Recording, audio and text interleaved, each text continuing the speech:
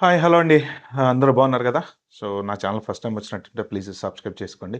అలాగే వీడియో గనక నచ్చినట్టయితే ఒక నలుగురికి షేర్ చేయండి. నాకు లైక్ ఇయ్యటం మాత్రం మర్చిపోకండి. ఎందుకంటే మీరొక లైక్ ఇస్తే వీడియో ఇంకొక ఎక్కువ మందికి చేరుతది.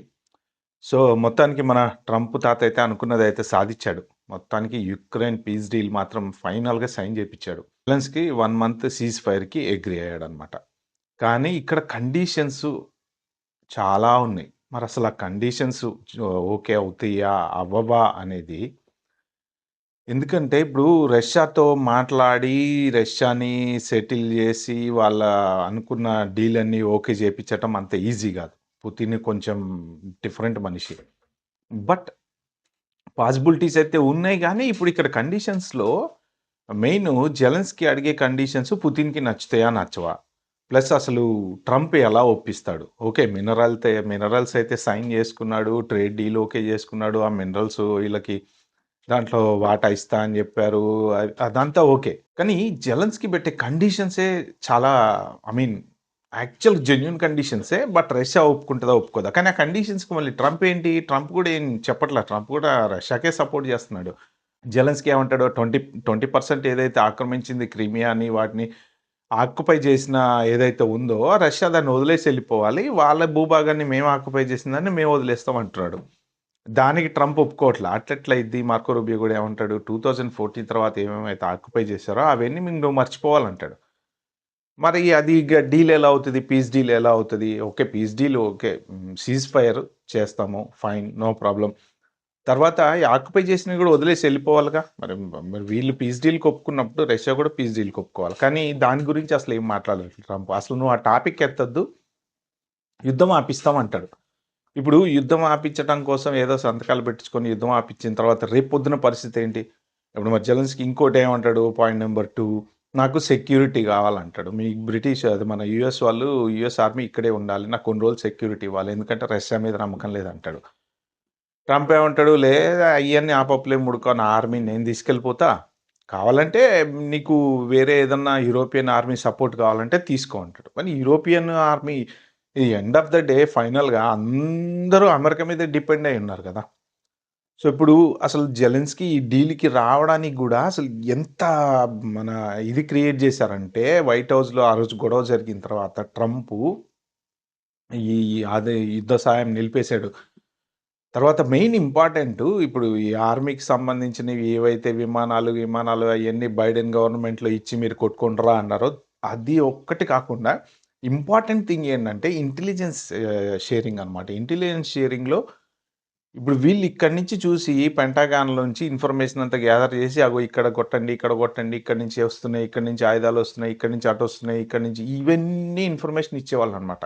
ఇప్పుడు ఇజ్రాయెల్‌కి గూడా అమెరికా ఇలానే ఇంటెలిజెన్స్ ఇన్ఫర్మేషన్ షేర్ చేయటం వల్లనే ఈజీగా యుద్ధం చేయగలుగుతుంది. సో, వాళ్ళేంటంటే పలానా చోట్ల నుంచి మిసైల్స్ వస్తున్నాయి. మీరు అటాక్ చేయండి అని జెప్పి యుక్రెయిన్‌కి ఈ యుద్ధ సామాగ్రి ఏదైతే ఇచ్చారో, ఆ వెపన్స్‌తో పాటు, వాటితో పాటు ఇంటెలిజెన్స్ ఇన్ఫర్మేషన్ షేర్ చేశారు ఇన్ని రోజులు. దాంతోటి యుక్రెయిన్ వాళ్ళంత ఈజీగా యుద్ధం చేయగలిగారు. లేకపోతే ఇంపాసిబుల్. సో, ఏంటంటే ఇప్పుడు ఈస్ట్ సైడ్ నుంచి మిసైల్స్ వస్తున్నాయి. వెస్ట్ సైడ్ నుంచి మిసైల్స్ వస్తున్నాయి. అలాంటి ఇన్ఫర్మేషన్‌లు వీళ్ళు ఇవ్వటం వలన వాళ్ళేంటంటే ఆ మిసైల్‌ని అటాక్ జేసి కొంతవరకు అంటే మరీ ప్రాణ నష్టం ఒక రేంజ్‌లో జరగకుండా కాపాడుకోగలిగారు. ఇప్పుడు ఈ ట్రంప్ ఏంటంటే మొన్న పీస్ డీలు సైన్ అవ్వక వైట్ హౌస్‌లో గొడవ అయిన తర్వాత ఇంకా బెదిరించి పడేసాడు. మొత్తం ఆపుదొబ్బుతున్నా ఏం చేసుకుంటే చేసుకో అని. దాంతోటి ఇప్పుడు ఆర్మీ ఎక్విప్‌మెంట్స్ ఆగిపోయినాయి. ఫండ్ ఆగిపోయింది. తర్వాత ఇంటెలిజెన్స్ షేరింగ్ గూడా ఆగిపోయింది. అక్కడ ఇంగ జెలెన్స్కీ ఇరుక్కుపోయాడు. అడ్డంగా ఇరుక్కుపోయాడు. ఇరుక్కుపోయి ఏం జేయలేక తలకాయ ఉంచుకొని అంటే ఒక రకంగా ఆయన్ని బెదిరిచ్చి, బ్లాక్‌మెయిల్ జేసి ఒప్పించారనమాట. ఒప్పించారు ఫైన్ బానే ఉంది. కానీ నాకేంటి పీస్ అనేది కావాలి. అంటే మొత్తం నేను అనుకున్నది జరగాలి. కానీ ఈ రష్యా ఏమంటది? "నువ్వు నాటోలో చేరొద్దంటది." నాటోలో చేరొద్దు. దానికి ట్రంప్ ఏమంటాడు? "నువ్వు నాటోలో ఎందుకు చేరాలి?" అంటాడు జెలెన్స్కీని. మరి నాటోలో చేరకపోతే నాకు సపోర్ట్ కావాలి కదా! అంటాడు జెలెన్స్కీ. "నువ్వు నాటోలో చేరొద్దు. అసలు గొడవ స్టార్ట్ అయ్యేది దానివల్ల. నాటో అయితే చేరొద్దు. కావాలంటే యూరోపియన్ ఆర్మీ సపోర్ట్ నువ్వు తీసుకో." సరే ఇంకోటేమంటాడు జెలెన్స్కీ? ఇప్పటి వరకు నాశనమైంది. ఈ నాశనమైన దానంతా ఏమేమైతే బిల్డింగులు పడిపోవడమో, బోలెడంత ఇన్‌ఫ్రాస్ట్రక్చర్ లాస్ అనేది జరిగింది గదా!